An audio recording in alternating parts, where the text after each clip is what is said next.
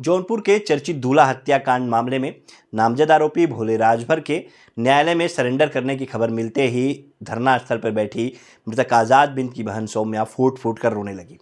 तस्वीरें आप देखेंगे किस तरह से सौम्या अपने भाई आज़ाद की तस्वीर को अपने चेहरे से लगा करके लिपट करके उससे रोती हुई नजर आ रही है। सौम्या काफ़ी भावुक सी हो गई, टूट सी गई। उसके चेहरे पे गुस्से के भाव भी थे। सौम्या बार बार अपने पिता से जिद कर रही थी कि चलिए दीवानी न्यायालय चलते हैं और वहीं पे वो भोले मिलेगा।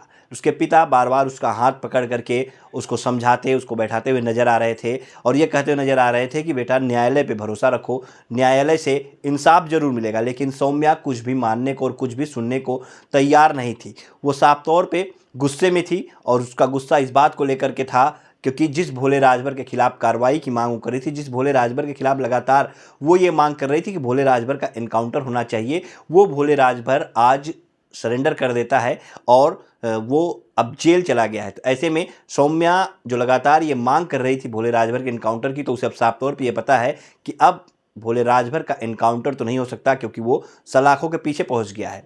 लेकिन भोले राजभर 2 महीने बाद यानी 1 मई को आज़ाद बिन की हत्या हुई थी। उसके बाद लगातार भोले राजभर फरार चल रहा था।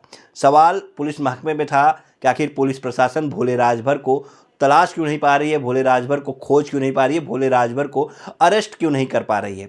इसी बीच उच्च न्यायालय से भोले राजभर की गिरफ्तारी पर रोक लग जाती है। 60 दिन की राहत उसे दी जाती है और यह कहा जाता है उच्च न्यायालय द्वारा कि 60 दिनों तक उसे गिरफ्तार नहीं किया जाएगा इस मामले में और भोले राजभर निचली अदालत में सरेंडर कर सकता है, फिर वहाँ से अपनी जमानत के लिए याचिका दाखिल कर सकता है। तो भोले राजभर ने सरेंडर किया। चूँकि लोग पहले से कयास लगा रहे थे कि किसी भी दिन भोले राजभर वो सरेंडर कर सकता है। हालांकि उस मामले में गिरफ्तारी पे रोक न्यायालय द्वारा लगाई गई थी, उच्च न्यायालय द्वारा, लेकिन कई और मामले भोले राजभर के ऊपर जो है वो दर्ज थे। तो लोग यही सोच रहे थे कि शायद पुलिस किसी और मामले में भोले राजभर को गिरफ्तार कर सकती है। लेकिन भोले राजभर वो न्यायालय पहुंचता है और सुबह 11 बजे करीब न्यायालय पहुंच करके वो सरेंडर कर देता है। और जैसे ही ये खबर सौम्या को मिलती है, सौम्या का जो है उसकी पूरी उम्मीदें टूट जाती है और वो अपने भाई की तस्वीर को चेहरे से लगा करके, उससे लिपट करके रोने लगती है। ये क्षण देखने के बाद हर कोई वहाँ पे भावुक सा हो गया।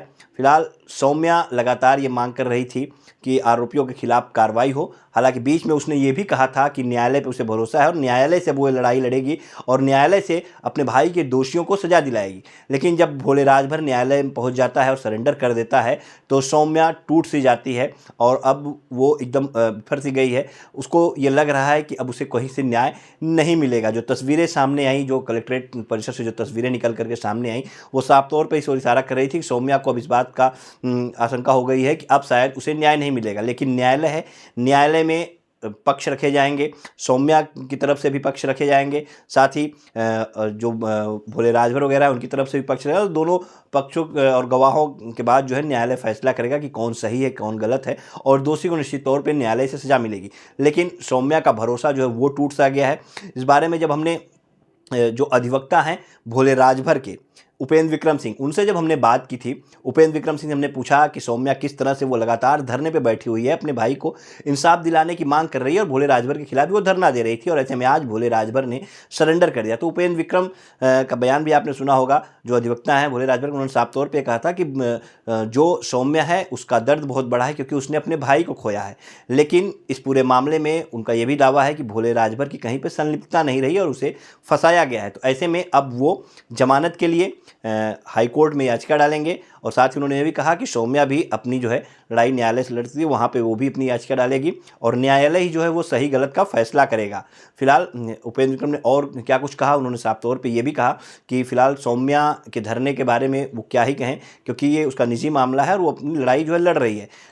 लेकिन भोले राजभर वो सलाखों के पीछे पहुंच गया। लेकिन अभी भी इन सब में एक और हत्यारोपी जिसके ऊपर 1 लाख का इनाम जो है वो घोषित, यानी कि प्रदीप बिंद, वो अभी भी पुलिस की पकड़ से बाहर है। अब देखना यह है कि पुलिस आखिर प्रदीप बिंद को गिरफ्तार करती है, प्रदीप बिंद को सलाखों के पीछे पुलिस पहुंचाती है, या फिर प्रदीप बिंद के साथ कोई मुठभेड़ होती है पुलिस की, या फिर प्रदीप बिंद भी भोले राजभर की तरह वो भी जो है वो न्यायालय में सरेंडर कर देता है।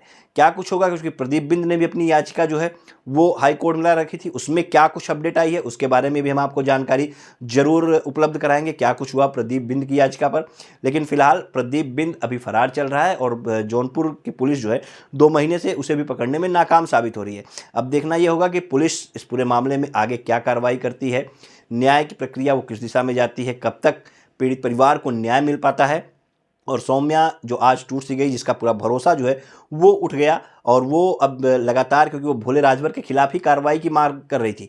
एक बारगी तो ऐसा देखने को लग रहा था, जिस तरह से सौम्या लगातार भोले राजभर को टारगेट कर रही थी, ऐसा लग रहा था कि वो सिर्फ भोले राजभर के खिलाफ ही कार्रवाई की मांग कर रही है। सिर्फ वो चाहती है कि भोले राजभर के खिलाफ ही एक्शन हो, भोले राजभर के खिलाफ अगर कार्रवाई हो जाती है, अगर भोले राजभर का एनकाउंटर हो जाता है तो शायद उसे सांत्वना मिल जाती। अब इसकी क्या वजह रही होगी, क्या कुछ रहा होगा, ये तो जांच के बाद ही क्लियर हो पाएगा कि आखिर सौम्या इस तरह की मांग क्यों लगातार करती चली आई। फिलहाल पुलिस को इस पूरे मामले की जांच करना है, और पुलिस को ही ये भी साबित करना है कि हाँ, पुलिस जो है वो किसी तरह से इस पूरे मामले में राजनीति नहीं होने देना चाहती, और पुलिस किस तरह से इस पूरे मामले में सही दिशा में काम कर रही है। क्योंकि पुलिस जब तक प्रदीप बिंद को गिरफ्तार नहीं कर पाती तब तक सवाल लगातार उठ रहे हैं, और रवि यादव के एनकाउंटर के बाद रवि यादव का परिवार भी इस पूरे मामले को लेकर के पुलिस को घेरता हुआ नजर आ रहा है कि पुलिस जो है भोले राजभर और प्रदीप बिंद को बचाना चाह रही थी, और इसीलिए रवि यादव का एनकाउंटर जो है पुलिस ने कर दिया है। फिलहाल क्या सही है क्या गलत है, ये पुलिस की जांच के बाद ही क्लियर होगा। रवि यादव का परिवार भी इंसाफ की मांग कर रहा है, उधर सौम्या बिंद भी अपने भाई के लिए इंसाफ की मांग कर रही है। अब एक आरोपी, जो मुख्य आरोपी है प्रदीप बिंद, वही जो है फरार है, और देखना ये होगा कि भविष्य में वो भी सरेंडर करता है या फिर पुलिस उसे पकड़ने में कामयाब होती है। फिलहाल भोले राजभर न्यायिक हिरासत में जेल भेज दिया गया है। क्या कुछ इसमें अपडेट होगी, क्या कुछ इसमें अगली कार्रवाई होगी, इस पर भी हमारी नज़र बनी रहेगी। सौम्या अभी धरने पर बैठी हुई है, क्या सौम्या का धरना जारी रहेगा? जो सौम्या लगातार कार्रवाई की मांग कर रही थी भोले राजभर के खिलाफ, अब भोले राजभर के जेल जाने के बाद न्यायालय ही उसके सामने रास्ता है, न्यायालय से ही उसे न्याय मिलेगा। और तो क्या वो इस मांग को लेकर के कि प्रदीप बिंद की भी गिरफ्तारी, क्या उसको लेकर के वो अपना धरना अनवरत जारी रखती है, जो अनिश्चितकालीन धरने बैठी हुई है, या फिर वो अपने धरने को समाप्त कर देती है, ये देखने वाली बात होगी। इस पर भी हमारी नज़र रहेगी कि सौम्या बिंद का अगला कदम क्या होता है। क्या भोले राजभर के सरेंडर के बाद वो टूट सी गई और अपने धरने को छोड़ करके चली जाती है, या फिर लड़ाई को अपने वो जारी रखती है, और कौन कौन लोग उसके साथ, जो लोग खड़े थे, अब किस तरह से उसके साथ खड़े नज़र आते हैं, ये भी देखने वाली बात होगी।